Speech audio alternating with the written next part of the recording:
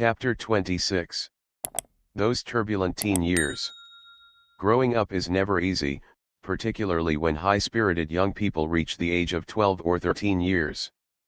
Up till this point someone else has always made most of the decisions for them. But suddenly the whole situation changes, for these are the years when girls and boys begin to grow rapidly, gaining strength in bone, muscle, and sinew. This is also the time when their minds are beginning to expand rapidly, and each becomes an individual in his own right. Now they begin to put away childish things and become grown up, but such a transition is never simple. Such striking changes always raise serious problems, for parents and teenagers alike are often confused and uncertain what to do. The young person feels quite able to handle things for himself, and yet most of the time he longs instinctively for the protection of home and the guidance of older, wiser minds. At the same time he does not want to show such weakness. So he begins to boast loudly, and often becomes defiant and unreasonable, especially toward older members of his own family. Parents must not be too distressed about this, for he is only trying to move out into the adult world for himself. In spite of his attitude, he really knows he is not ready for adult life. But teenagers are not the only ones who are off the beam. At times, many parents are also unreasonable and expect the young person to do things that are really beyond him. Then in the next breath they say he's too young to understand. All this adds to the confusion, and the teenager may decide it is high time to leave home once and for all. But if there is an atmosphere of love and confidence in the home, even the most difficult young person will eventually pass through these years without permanent harm. Expect some mistakes. As far as possible, all young people must be allowed to make their own decisions. Naturally they will make some mistakes, just as 198 those turbulent teen years. Their parents did. This is how they learn to stand on their own feet as adults. However, parents must provide sensible rules for them to follow, otherwise they may never learn to live in the adult world. At the same time it is equally important for each young person to be accepted by his own age group. The young person need not slavishly follow all the whims of the parents. Nor should he act as if there were no rules of conduct in the world. It is the parent's responsibility to make sensible rules to guide the teenager as he grows up. At the same time he must retain his own individuality. He must now be treated more as an equal and not ordered around as a small child. Under this friendly guidance and counsel, he will soon be willing to accept reasonable suggestions, provided his parents are wise enough to help him solve his problems as a mature young adult. Unfair competition. Not all young people are brilliant when it comes to studying at school. Some are gifted in one way, others in another. Some grasp lessons easily, others have to work harder. Wise parents will make allowance for these differences. They will avoid making unfair comparisons, even between members of their own family. Many a young person can overcome serious handicaps in life provided he is given proper training and encouragement. Wise parents will realize that each young person deserves a fair chance to develop in his own way, rather than being urged to follow somebody else's pattern. Some of the greatest people in the world were not brilliant in school. In most cases they matured more slowly, but their contributions to humanity were far more enduring than those of their classmates. The clumsy age. Rapid growth during the early teens brings many other changes, some quite amazing. Boys who never could keep their hair tidy or their faces washed, suddenly begin to comb their hair 20 times a day and even wash behind their ears for the first time in their lives. Teenage girls are forever in front of the mirror, working out new hairstyles, ridiculous at times, but each eventually tending toward a more settled adult pattern.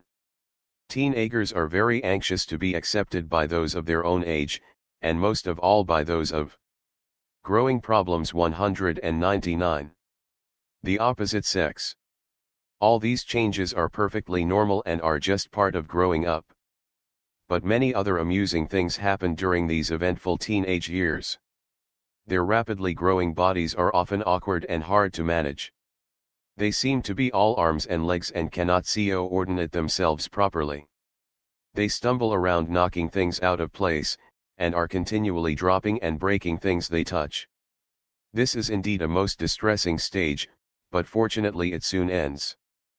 Parents must be patient, remembering their own experiences in adolescence.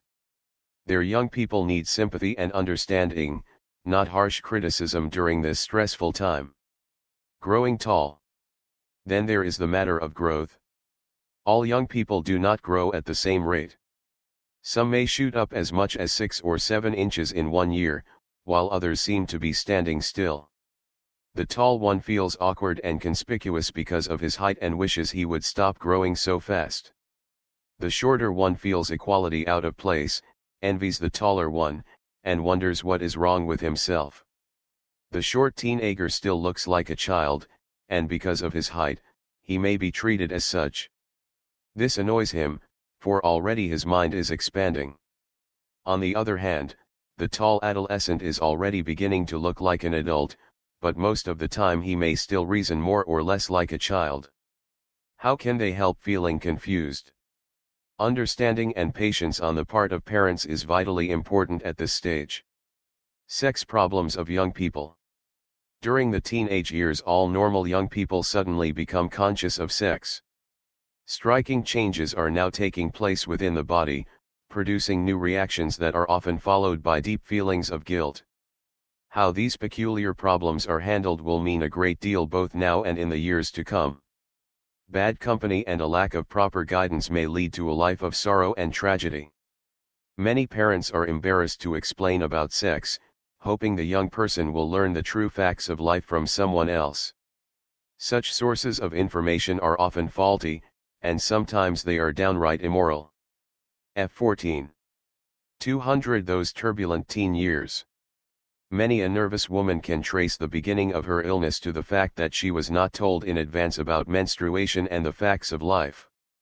She was either left in total ignorance, or perhaps given scanty misinformation, with the result that she became frightened and ashamed at the sight of a little blood. This is certainly not fair to any girl. Long before this she should be told frankly what to expect. She should realize that menstruation is a perfectly normal occurrence in the human female, and that these menstrual periods will continue every month for the next 30 years or more, except during the time she is pregnant. She should understand that her monthly cycle has a beneficial effect on her body, giving her graceful curves and making attractive and beautiful. By the time a girl is able to menstruate, she already has enough common sense to understand what it is all about. There is no reason for her to feel ashamed or guilty. She should not be told she is sick, for actually she is perfectly well. Menstruation is a simple process just like breathing. It is a normal part of the reproduction process by which the race is continued from one generation to another. Without menstruation this would be impossible.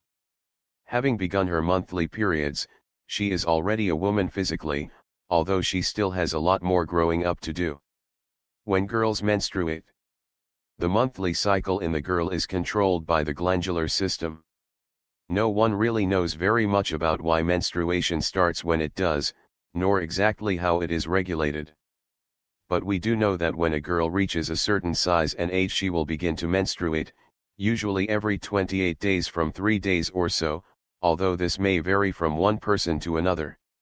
She may be a little irregular at first, but this is nothing to worry about.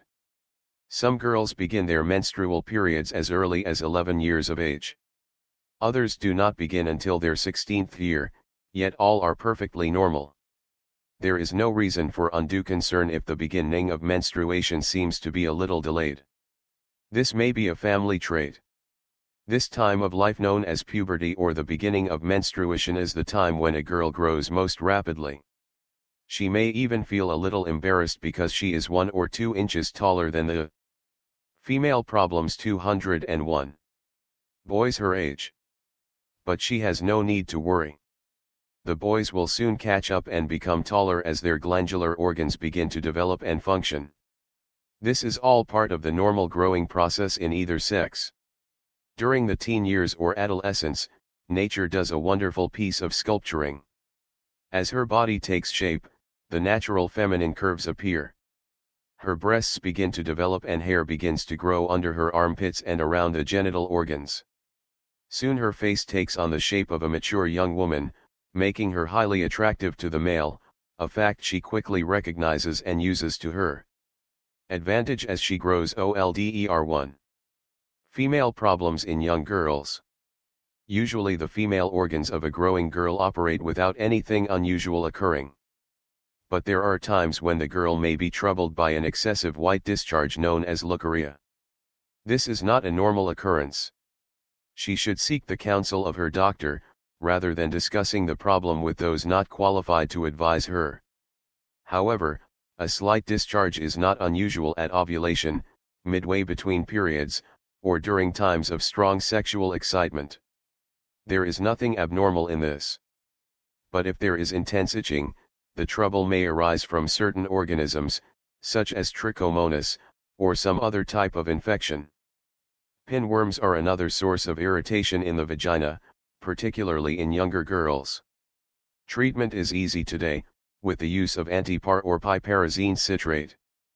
But before treatment is begun, all the organs should be thoroughly examined to rule out the presence of gonorrhea or even cancer.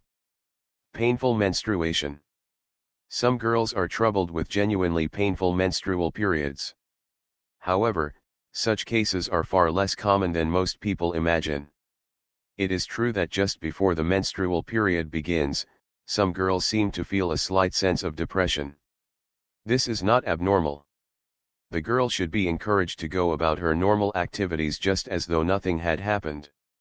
There is no reason for her to go to bed for 2 or 3 days every month just because of slight indisposition. Nor should she be told to expect menstrual pain or headaches or nervousness.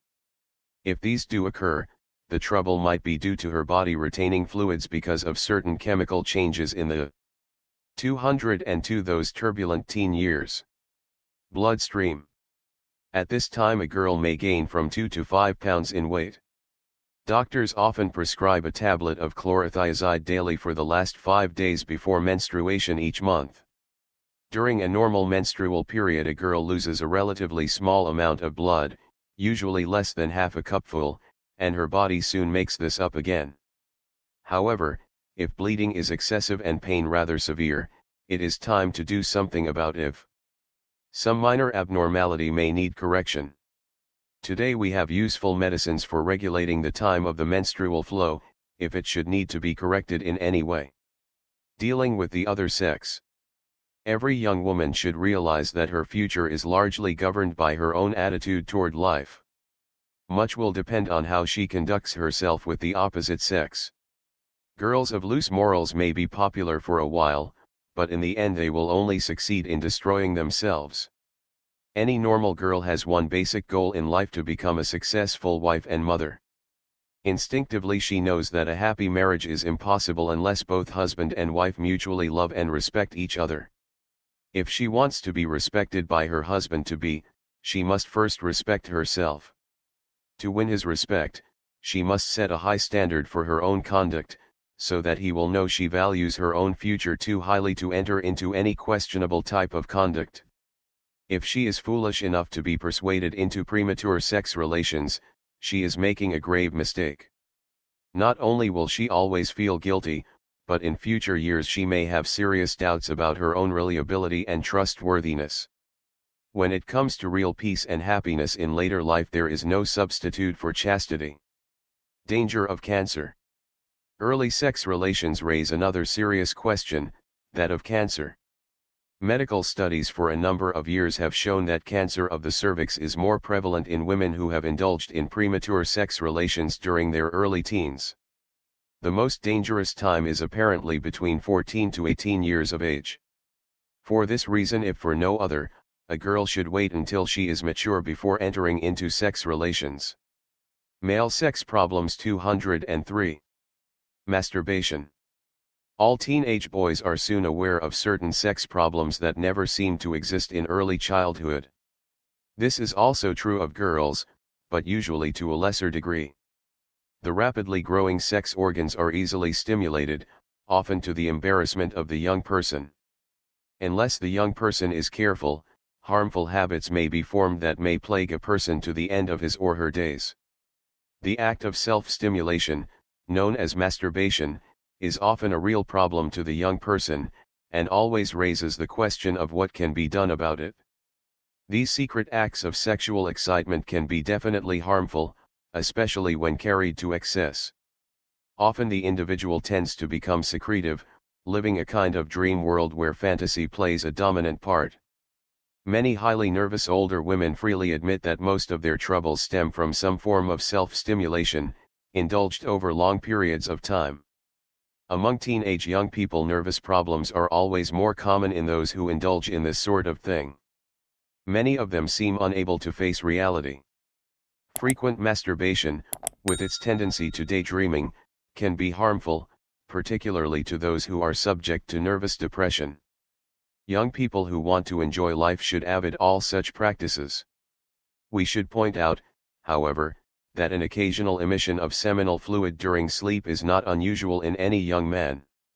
There is no reason for him to feel anxious and guilty about this, for it is just another evidence that he is growing up. Unfortunately, many a boy has been almost frightened out of his wits by hearing tall tales of the supposed dangers of his perfectly normal function. This is not fair. Such stories are often invented by people who have quack medicines to sell. With proper training, any sensible young man will soon realize that these occasional nightly episodes are not harmful. He should build up his body with vigorous exercises and fill his mind with wholesome thoughts instead of worrying too much about these things. If he does this, he will soon find all these disturbing thoughts taking secondary place as he trains himself for a successful place in the world.